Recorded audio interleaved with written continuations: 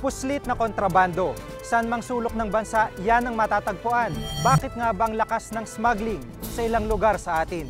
Pakikipagtalik sa patay, nakakadiri, nakakasuka. Pero yan daw ay totoong nangyayari sa ilang mga pulinarya. Maraming biro tungkol sa mga abogado. Kung merong ilang pro bono at mabait, meron din namang ilang abogadong abusado.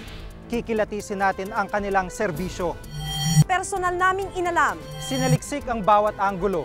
Bawat detalye kinumpleto. Ang lahat ng yan ay nakatala sa Reporter's Notebook.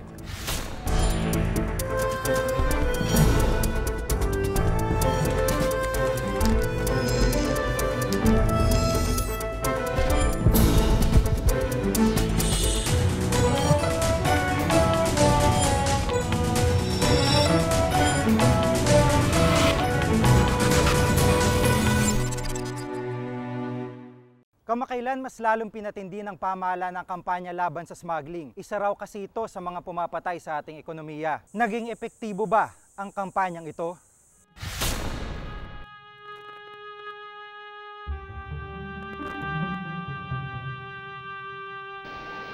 Isang linggo na nakakalipas, nasa kote ng Anti-Smuggling Task Force sa Subic ang mga kahong ito. Nang buksan ng mga kargamento, tumambad sa kanila ang libu-libong cellphone cards. Nang bilangin, umaabot ito sa 200,000 piraso.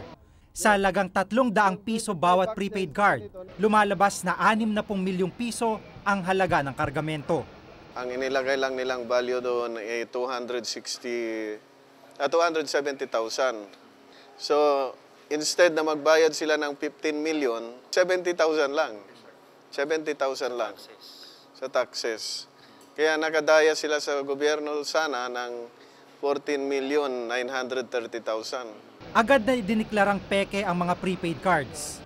Base kasi sa dokumento ng kargamentong galing pa sa Hong Kong, polyvinyl chloride o mga kemikal sangkap sa paggawa ng vinyl tiles ang deklaradong laman ng mga kahon.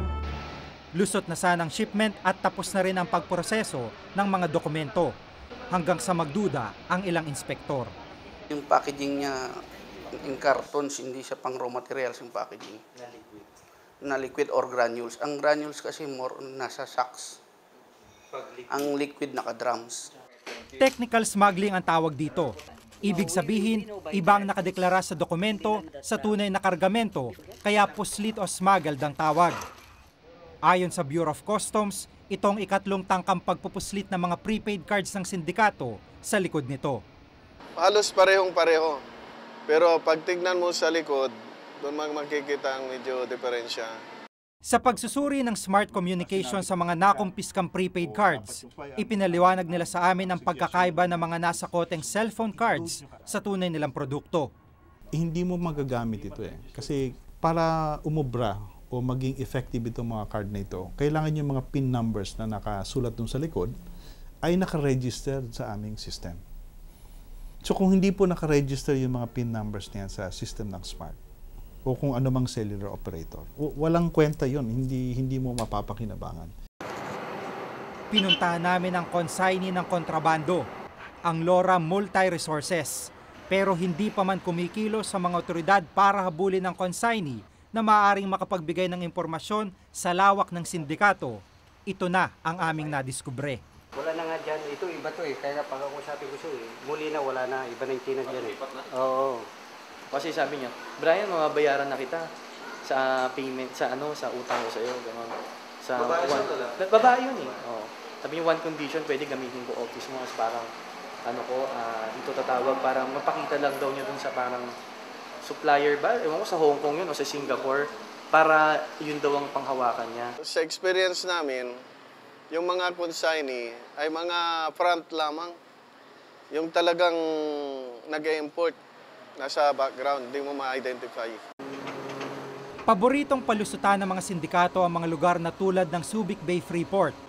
Kumpara sa ibang mga daungan, maluwag kasi ang inspeksyon dito. Nakagawian na nila rito for the past several years na walang nag-check. Dahil inabuso nila yung paggamit ng Freeport. Kamakailan, 4 na mamahaling sasakyan ang nahuli rito at ang deklarasyon, mga lumang refrigerator.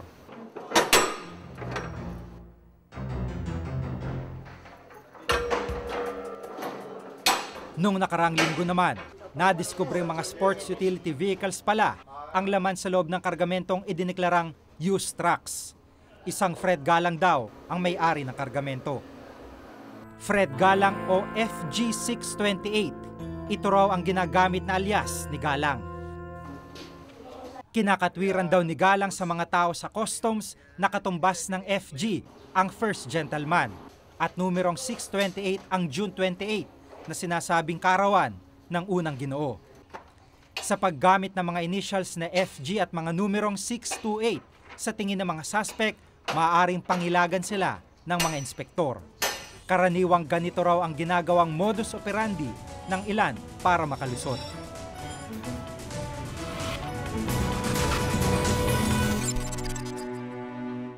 Nasaksihan naming buhay pa rin ang kalakaran ng pagbebenta ng mga smuggled na motor at bisikleta.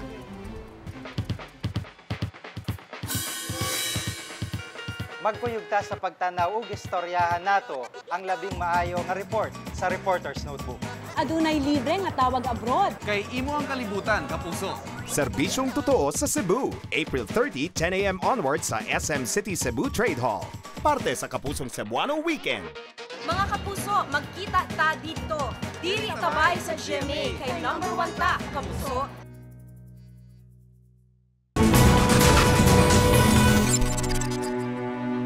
Marami ng expose at investigasyon ang ginawa tungkol sa smuggling. Pero base sa kwento ng isang smuggler, malalim ang pagkakatanim ng kanilang sindikato. Kaya't mahirap na raw silang buwagin.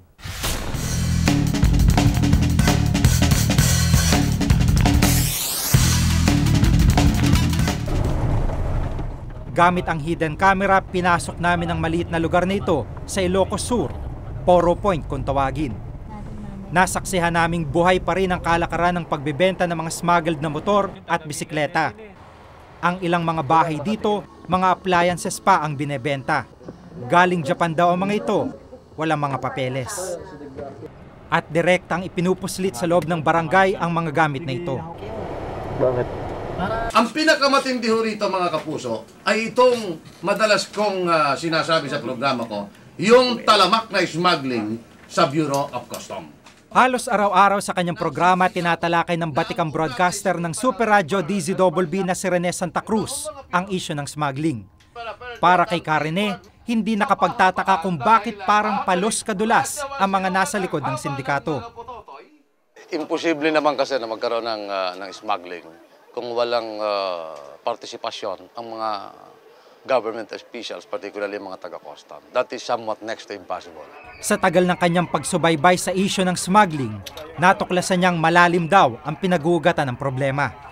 Kaya walang ma-prosecute kasi walang black and white, walang documentary evidence na hawak yung mga tao naghahabol sa mga smuggler. Dahil ang sabwata nila masyadong malalim. Alam nilang hindi kayang patunayan. Singlalim ng pinag-uugatan ng problema ang mga bumubuo ng isang smuggling syndicate. Si Romy di niya tunay na pangalan, broker o tagapamagitan daw siya sa mga transaksyon. Pinatotohanan ni Romy ang mga paratang na matindi ang katiwalian sa Bureau of Customs.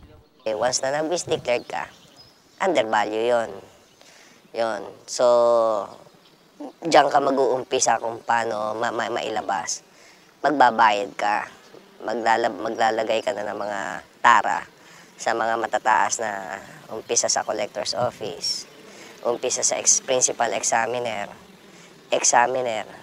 yan, yung mga appraiser, diyan ka maglalagay, police, CIIS. It takes two to tango. If there are corrupt personnel, there are corruptors of this personnel. Yun ang aking kondon. And they could be the reason for the corruption. Ang masama rito, pati raw ang mga matataas na opisyal sa customs, sangkot din daw sa mga illegal na transaksyon. Ang gagawin mo, halimbawa, may papasok ang medyo mabigat-bigat na at alam mong hindi pwede, timbre ka sa itaas. Umpisahan mo sa IEG o sa OCOM. Ang gagawin nila niyan, para hindi nila abangan yan, o abangan man nila yan, automatic i-alert na nila yan. Mag-uunahan na ng OCOM o ng IEG. If somebody will claim, any Tom, Dick, and Harry will claim na hanggang kay DepCom Templo nakakarating yan. Kami naglalagay din kami dun. Aminadong customs na mahirap na sugpuin ang problema sa smuggling. In my 37 years in customs, lagi kong naririnig yung issue na yan. So, you take it from there. Pero, ang maganda dito, naglulunsad kami ng anti-corruption measures dito sa Bureau ngayon at saka integrity enhancement measures. Yun ang talaga pursigin namin yun para at least ma-minimize, ma-contain natin yung widespread corruption na yan na sinasabi nila. At para kay Romy, dahil sa ganitong sistema kaya hindi nakokonsensya na gumawa ng illegal ang mga tulad nila. Magbayad ka naman ng revenue mo 100%. Hindi naman namin nakikita sa gobyerno yung binabayad namin revenue, bali wala. Eh di magpasok na lang kami ng kaunting illegal. Ayon sa Tariffs and Customs Code, multa na umaabot sa 600 hanggang 5,000 piso o pagkakakulong na mula 6 na buwan hanggang 2 taon ang parusa sa sino mang mahuhuling magpupuslit ng illegal na kargamento.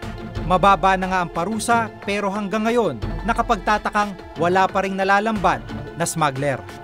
Taon-taon tinatayang 100 bilyong pisong halaga ng buwis ang nawawala sa smuggling. Kung susumahin sa nakalipas na 10 taon, 1 trilyong piso na ang nawalang kita ng gobyerno. Malaking halaga na dapat sana ay napupunta sa mga pangunahing serbisyo. Kaya na sanang sagutin ng halagang ito ang budget para sa buong bansa sa 1 taon. Bukod sa pagkawala ng kita ayon sa Federation of Philippine Industries, marami ng industriya ang pinatay ng smuggling. Pag pumasok ang smuggle goods na hindi nagbabayad ng buwis, kaya nga smuggle, pinapatay mo yung local industry na nagbabayad ng karampatang buwis. Sapagkat, siyempre, mas mahal ang presyo nila kaysa doon sa hindi nagbabayad.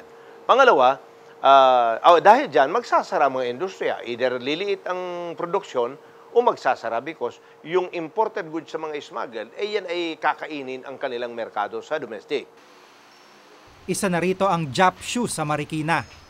Kung dati kumikita ng 100 piso bawat pares ng sapatos kada araw, ngayon niwala na raw kalahati ang kanilang kinikita mula rito.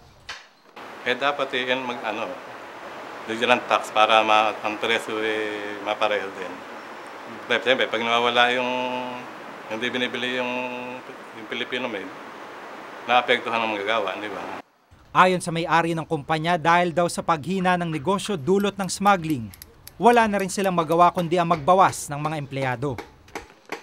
Dekada ng problema ng gobyerno ang smuggling. Nananatili itong isang malaking hamon sa bawat administrasyon.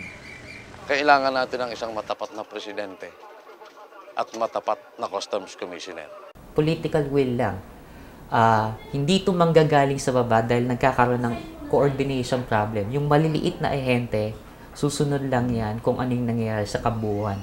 Kung kaya dapat merong mataas na gobyerno na ay siya mismo ang magko-coordinate ng lahat para sabay-sabay na, katulad ng trapiko, sabay-sabay na aayusin ng lahat. Hanggat may katiwalaan at hinahayaang magpatuloy ang ganitong uri ng kalakaran, tila wala nang ang katiyakan kung mahihinto pa ang problema. Ako si Jiga Manikad at itong nakatala sa aking Reporter's Notebook.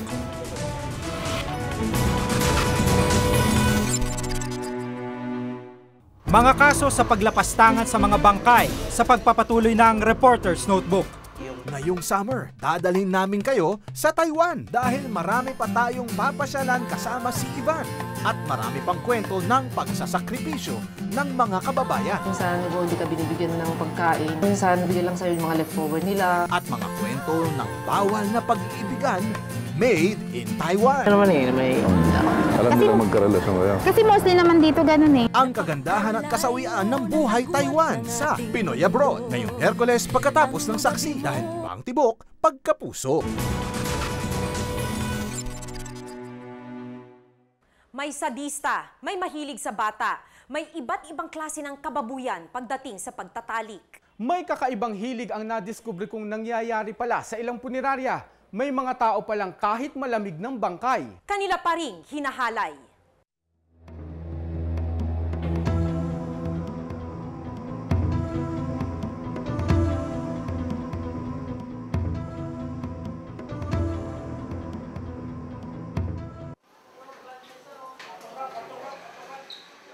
Ito ang naabutan namin dito sa isang punerarya sa Pasay, isang aktwal na pag-iimbalsamo.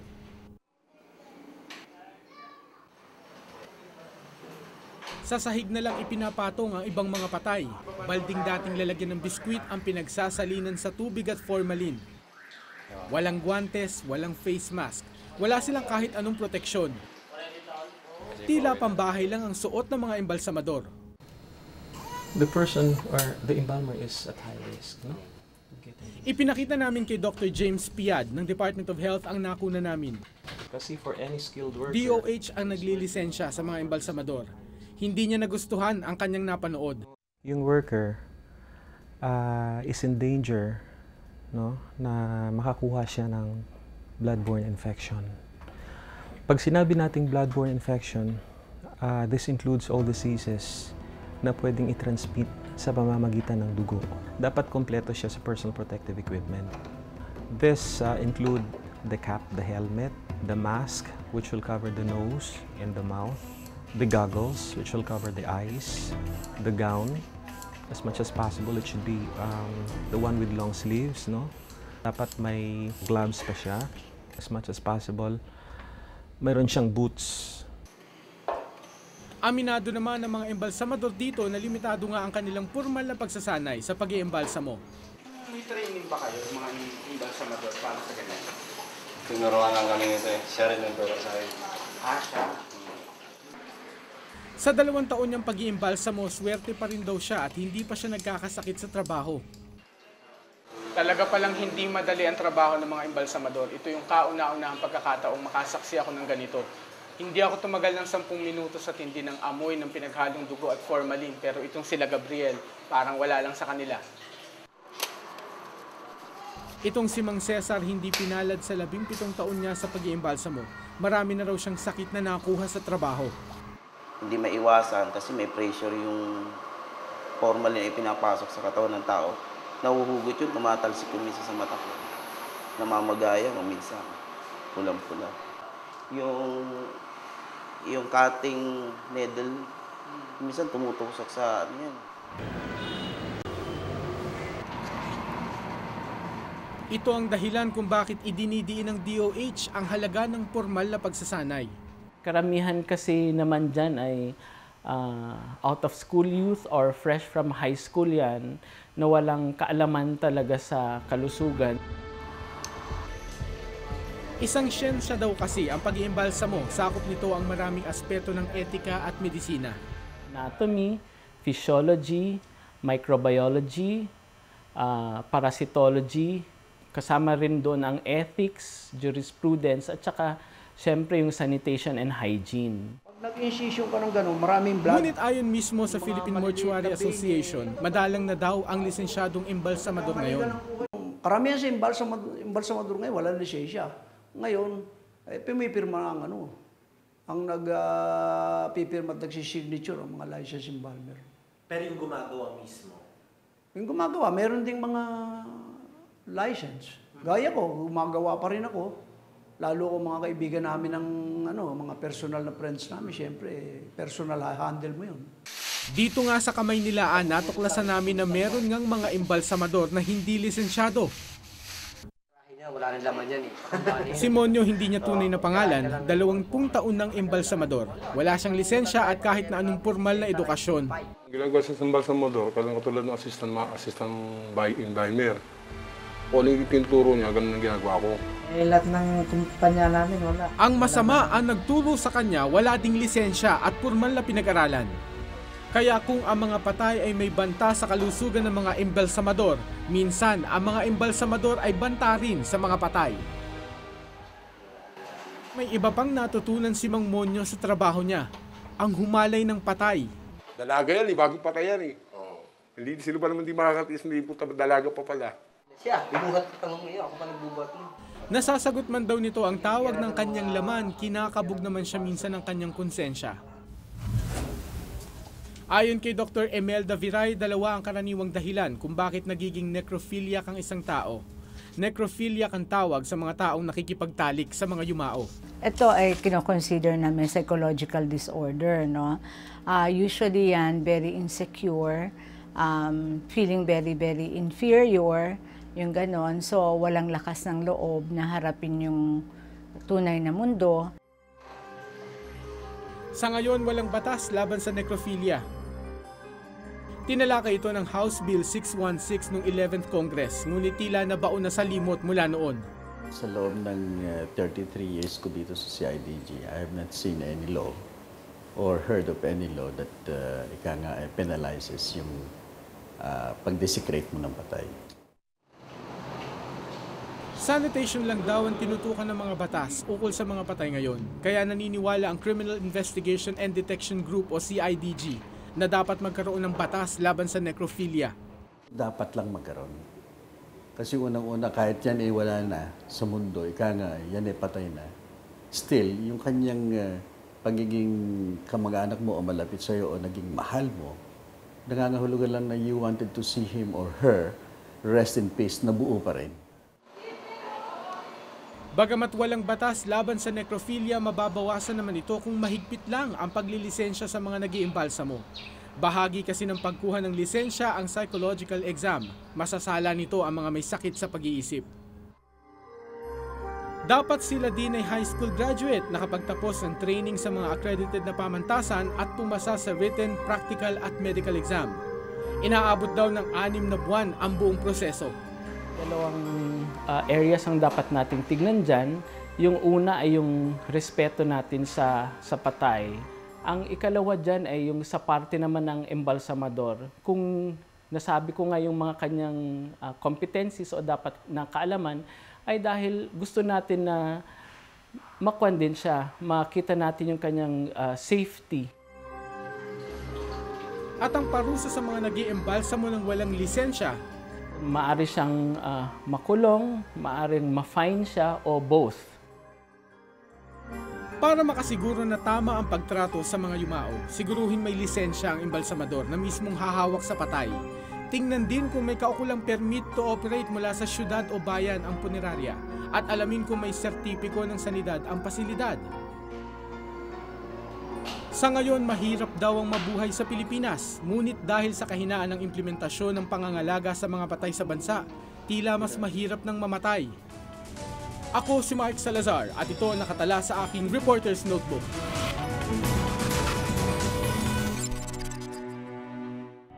Abogado de Campanilla o abogado de disgrasya sa pagpapatuloy ng Reporter's Notebook.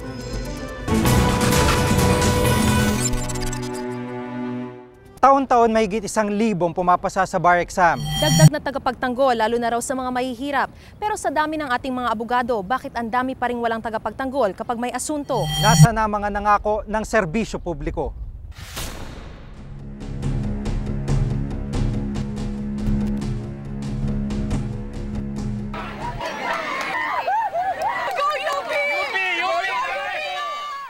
Umaapaw sa kaligayahan ang mga taong ito matapos makita ang resulta ng bar exams.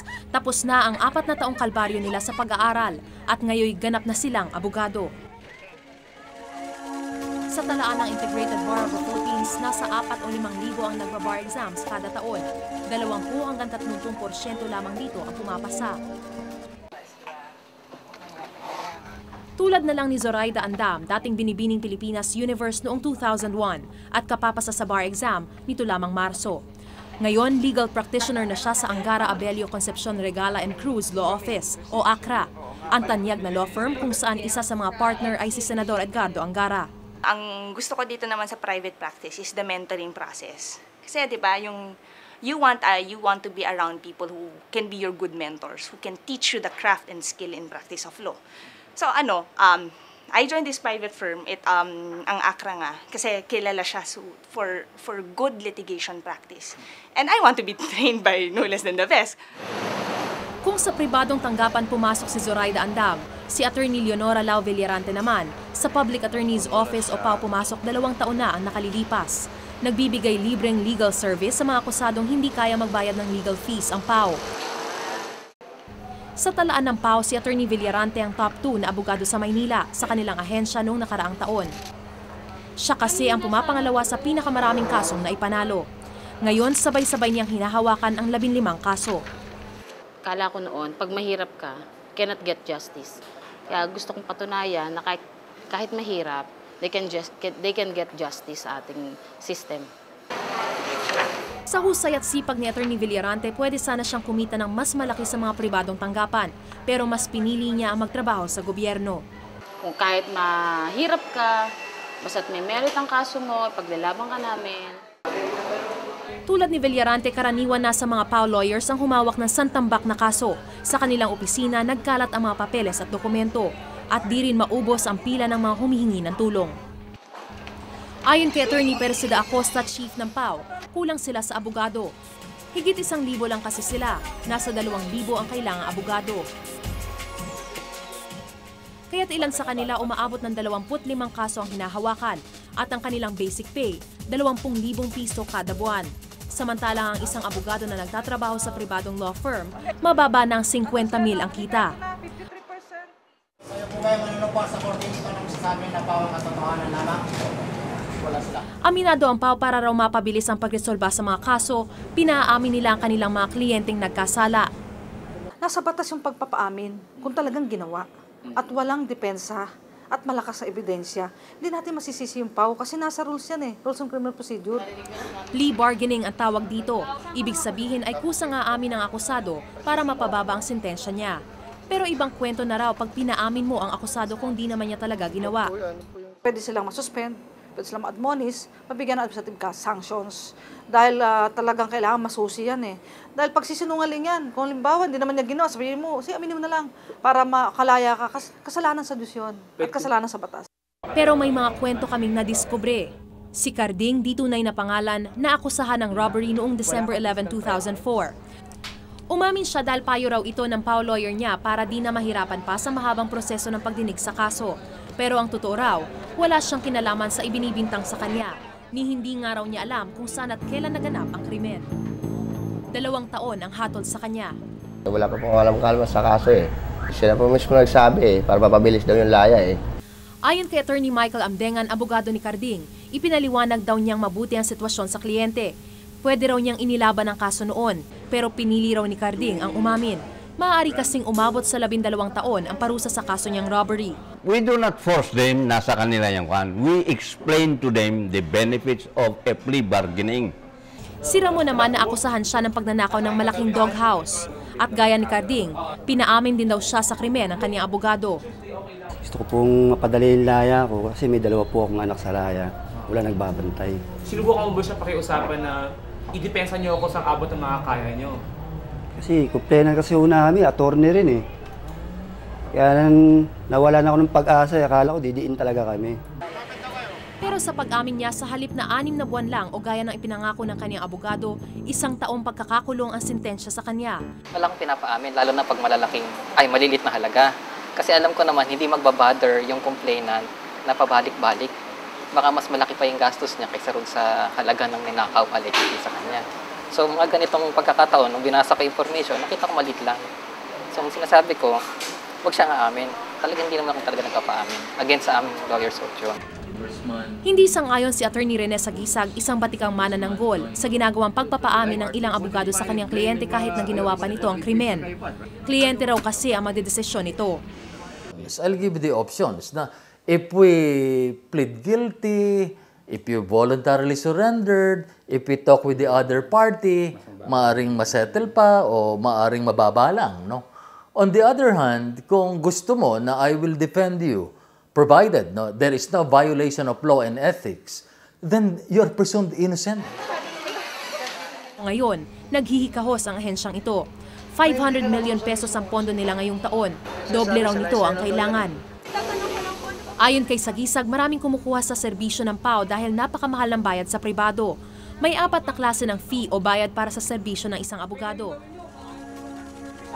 Umaabot sa 500 hanggang 5,000 piso ang bayad kada oras ng kliyente sa serbisyo ng pribadong abogado. Depende pa ito sa laki o liit ng krimen. Hiwalay pa ang bayad para sa acceptance fee na umaabot mula 5,000 hanggang 200,000 piso. Ayon sa PAO, sapat ang training nila sa kanilang mga abogado. Ayon kay Acosta, karamihan dito ay galing sa tanyag na law school at higit sa kalahati ay nasa top 50% ng bar passers. Sa higit 200,000 kaso na hinawakan daw nila noong 1 taon, halos kalahati nito ay naipanalo nila. Bukod dito ay higit 5 milyong kliyente ang naserbisyohan nila noong isang taon. Sana maraming abogado ang magkaroon ng magandang misyon sa kanilang buhay na hindi dahil sa pera, hindi dahil sa mayaman siya, kakampihan mo siya. Kung ano lang yung tama. Walang mayaman, walang mahirap. Sa kabila ng mga isyong hinaharap ng PAO, may ilan na walang magawa, kundi ang isandalang pag-asa sa kawawang imahe nito. Masaya ko kay abogado ko. Tinulungan niya ko. Sa tingin niyo po ba sa tulong ng abogado niyo mapapawalang sala kayo? Oo. Makalaya kami. Walang kasalanan. Yung problema namin ngayon, nasasabi namin sa abogado, na ipaglalaban ng abogado namin doon sa, para epektanggol kami, para sa aming kalayaan. Dahil una-una, hindi naman kasi totoo lahat yung mga binibintang sa amin. Another check. Ang mga taong walang perang pantustos sa kaso umaasa sa PAO. Pero paanong magtatagumpay ang PAO kung sila mismo ay salat? Ako si Maris Omali at ito ang nakatala sa aking Reporter's Notebook.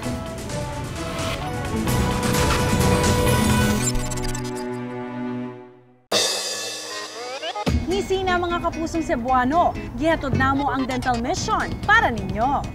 Importante ang inyong panglawas kung sa hatod namo kining medical mission para sa among kapusong Cebuano. At ang ninyo sa serbisyong totoo sa Cebu. April 30, 10 a.m. onwards sa SM City Cebu Trade Hall. Parte sa Kapusong Cebuano Weekend. Dinitabay sa GMA, kay number 1 ta kapuso.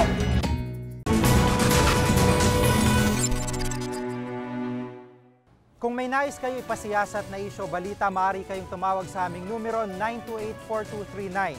Maaari rin kayong mag-email sa amin sa reportersnotebook@gmanetwork.com. Para sa malalimang pagtingin sa mga isyu at balita, samahan niyo po kaming muli sa susunod na Martes. Ako po si Maki Pulido. Ako po si Jiga Manikad at ito ang Reporters Notebook.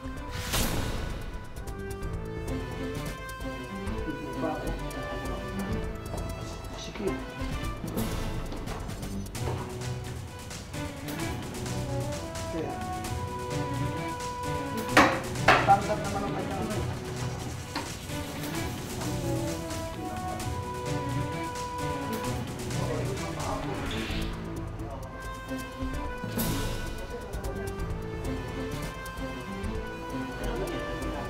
Ayan na, yan sanction din eh.